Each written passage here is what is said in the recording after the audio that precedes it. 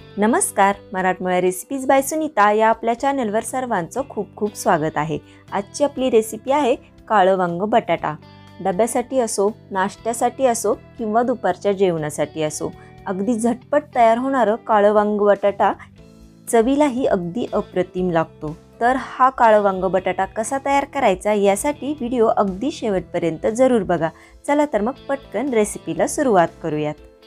तर त्यासाठी इथं मी 5 ते 6 मध्यम आकाराची वांगी घेतलेली आहेत। वजनी प्रमाणात 250 ग्रॅम इतकी आहेत।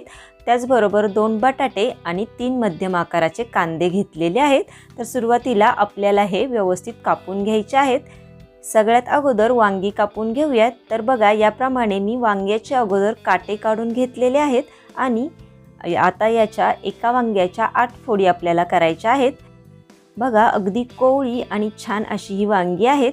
वांगी कापल्याबरोबर आपल्याला लगेचच ती पाण्यात घालून घ्यायची आहेत, नाहीतर वांगी लाल पडतात। तर बघा अशा प्रकारे मी सगळी वांगी आता कट करून घेते आणि याप्रमाणे ती पाण्यात घालून ठेवते।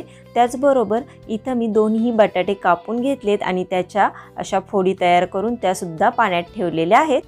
आणि कांदा सुद्धा उभा तिरका पातळ असा मी कापून घेतलाय। तुम्हाला हवा असेल तर तुम्ही चौकोनी सुद्धा कापू शकता। आता गॅसवर मी एक लोखंडी कढई ठेवली आहे आणि त्यामध्ये 2 ते 3 पळ्या इतकं तेल टाकून घेऊयात। यामध्ये टाकूयात चिरून ठेवलेला कांदा। तर बघा ह्या रेसिपीसाठी आपल्याला खूप जास्त साहित्य वापरावं लागत नाही। अगदी कमीत कमी साहित्यात आणि अगदी झटपट तयार होणारी अशी ही रेसिपी आहे। तर बघा 3 ते 4 मिनिटे इथं मी कांदा एकसारखा हलवत चांगला सॉफ्ट होईपर्यंत आणि लाल होईपर्यंत भाजून घेतलाय। आता यामध्ये अगदी थोडीशी हळद टाकून घेऊयात आणि हळद सुद्धा कांद्यामध्ये अगदी व्यवस्थित मिक्स करून घेऊयात।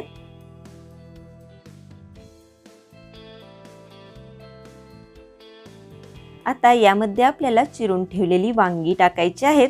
तर बघा पाण्यात घालून ठेवल्यामुळे वांगी अगदी जशीच्या तशी राहिलेत, म्हणजे याच्या फोडी लालसर झालेल्या नाहीत। वांगी टाकून झाल्यानंतर लगेचच यामध्ये बटाटा टाकायचा आहे। तुम्हाला बटाटा नको असेल तर तुम्ही इथं तो स्किप करू शकता, फक्त वांग सुद्धा करू शकता, ते सुद्धा चवीला खूप छान लागतं आणि वांग आणि बटाटा याचं कॉम्बिनेशन सुद्धा खूप छान लागतं। ही रेसिपी तुम्ही कधी ट्राय केली नसेल तर एकदा नक्कीच करून बघा। तर बघा 1 मिनिटभर वांग आणि बटाटा कांद्याबरोबर आपल्याला तेलात चांगला परतून घ्यायचा आहे। आणि चांगला परतून झाल्यानंतर त्यामध्ये मी घालते 2 चमचे घरगुती कांदा लसूण मसाला आणि चवीपुरतं म्हणजे अर्धा चमचा इतकं मीठ। कांदा लसूण मसाला असेल तर इतर कुठल्याही मसाल्याची आपल्याला इथं गरज लागत नाही। या मसाल्यामध्ये सगळे पदार्थ असतात, त्यामुळे चवीला हे अगदी अप्रतिम बनतं।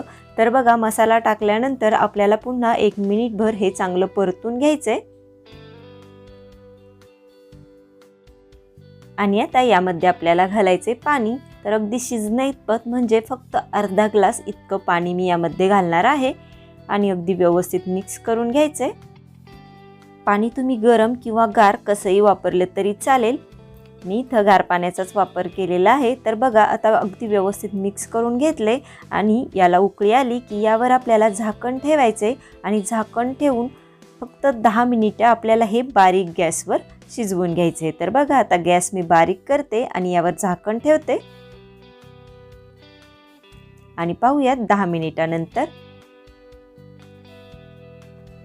बघा 10 मिनिटे झालेली आहेत। मध्यंतरी एकदा मी झाकण काढून हे हलवून घेतलं होतं आणि आता बघा अगदी व्यवस्थित असं हे शिजलेलं आहे आणि अगदी चटपटीत रसरशीत असं आपलं हे काळं वांग बटाटा इथं तयार झालेलं आहे। हे तुम्ही चपाती बरोबर किंवा भाकरी बरोबर सुद्धा खाऊ शकता।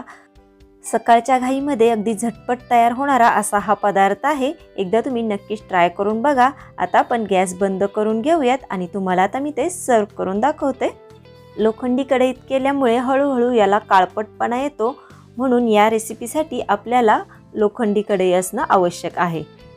तुम्हाला आजचा व्हिडिओ कसा वाटला हे मला कमेंट करून नक्की सांगा। तसेच व्हिडिओ आवडल्यास लाईक आणि जास्तीत जास्त शेअरही करा आणि चॅनलवर जर नवीन असाल तर मराठमोळ्या रेसिपीज बाय सुनीता या आपल्या चॅनलला सबस्क्राईब जरूर करा। व्हिडिओ पूर्ण पाहिलात त्याबद्दल खूप खूप धन्यवाद. पुन्हा भेटूयात अशाच एका नवीन रेसिपीसोबत. तोपर्यंत बाय बाय.